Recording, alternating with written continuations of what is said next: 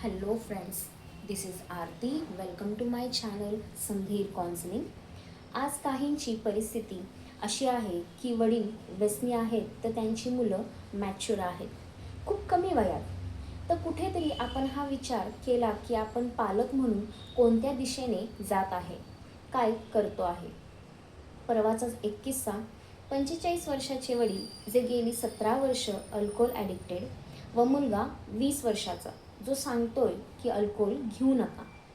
तर यामध्ये पालक म्हणून बदल होणे हे अपेक्षित. व्यसनाच्या आहारी असल्याने मीपणा कुठेतरी आहे.